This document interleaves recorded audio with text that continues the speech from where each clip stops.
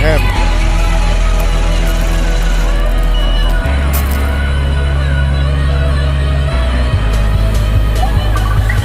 I ain't talking about my son right now. I'm talking about you.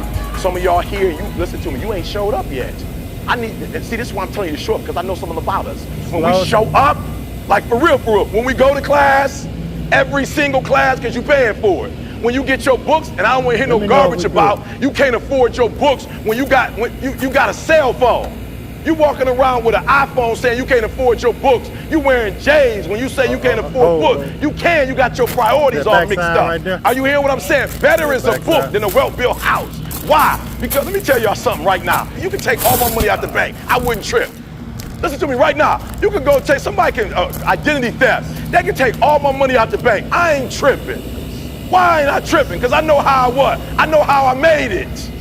I know how I made the money. I know I know how to do a contract. I know how to speak. I know what corporate companies are looking for. I know what the NFL is looking for. I know what the NBA. Take all my money. I guarantee you. You give me a month or two. I guarantee you. I put 50 grand back in the bank. You heard what I said. Why? Because better is a book. I went to a training today, not to speak. I sat under Dan Gilbert, by the way, who was not just a billionaire. Contact Washington AC and heater. Rooftop AC replacement. And 90% of the people that work for Dan Gilbert are Spartans. He came from here. So when you graduate, a lot of speakers out there, why did they call me? Not only because I'm good, I'm a part of the family. When they saw I was a Spartan, they said, we got to hire my man. We got to bring my man in on a retainer. Listen to me very closely. Number one, I just want you to show up. If you show up and all you can get is a C, I'm cool with that. Out with the O. If you show up every single class and all you can get is a D and they kick you out of this university, listen to me, I'm proud of you. You put in 120%. But the one thing I know about us is when we show up, Serena, Serena, when we show up, you can't be beat when you show up. So the problem with most of y'all, you ain't showing up. You acting like class is an option. You acting like doing well is an option. You act like doing all your, okay, I don't know if I'm gonna do all my work. You act like that's an option. You act like, again, going to every single class, that's not an option. If you're gonna pass here, I don't care what school you came from, and I ain't being disrespectful. I've been here for 8 years. I've seen the best of y'all from the best Detroit schools. I've seen the best of y'all from the best Detroit schools not be able to handle this academic rigor. This ain't Detroit, baby. You at Michigan State University now. It's a whole nother level. Your little math you took there, that ain't this math. That little writing you was doing, ask your friends. That's the return. Ask 90% of the people who graduated from where you graduated from how easy it is to be here. Number one, I'm asking you to do me one favor. Show up. Show up. Every time I get a microphone, I don't care if you paying me or it's free, I'm showing up. I don't care. Carl will tell you, I walk in on some kindergartens like, y'all better show up. I'm talking to the kindergartners like, how bad do you want it? They like, as bad as we want to breathe. Why? Because every time I show up, it's a reflection of who I am. It's a reflection of where I come from. They're gonna sit on there like this.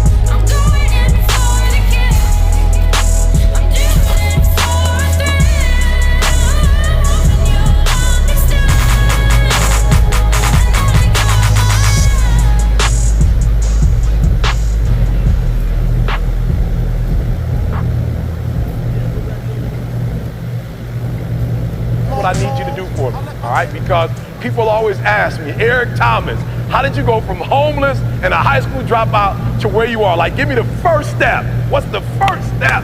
And the first step for me was seeing something I was not before I was. I'm gonna say that to you again because I get excited when I say that. Because that's what changed my life. I was homeless.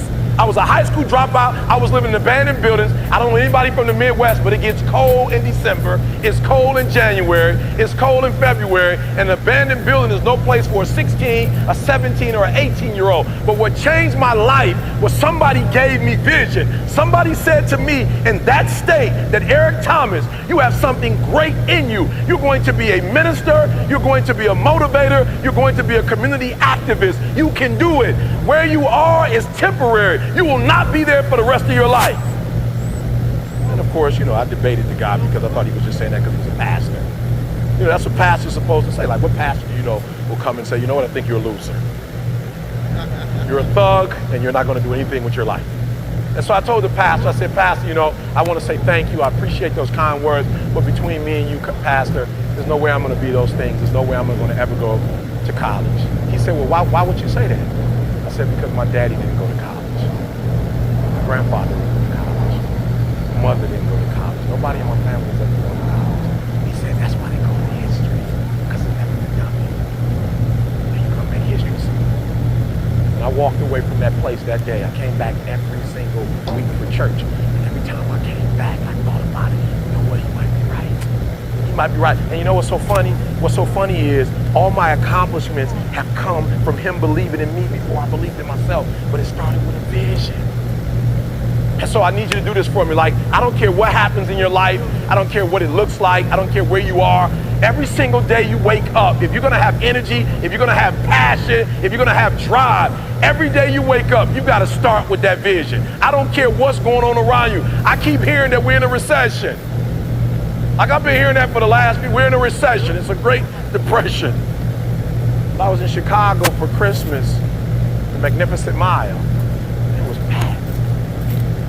And I saw parents coming out with their daughters with the American dolls. And I don't know if you know how much the American doll costs, but that's quite a bit. And they didn't just have one American doll. I saw some kids with 2 or 3, and they had the outfits to go with it. And I said, we're in a recession. Somebody didn't get the memo. We're in a recession. Like, they're buying toys. Like, did you not get? We're in a recession. You shouldn't be buying toys. We're broke. We don't have any money.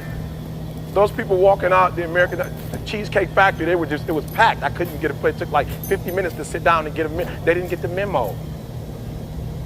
And so what I want you to do for me every day when I wake up, people say, why are you so excited? Because I have a mental picture of where I want to be. I have a mental picture of what I want to do. And even when I was in that abandoned building, I saw that I would not be in an abandoned building forever. And I was homeless once, now I own 2 homes. Because my vision, although my circumstance was homeless, my vision wasn't. You need to hear what I just said. I want you to make sure you put that in. Even though my circumstance was homelessness, my vision wasn't homelessness.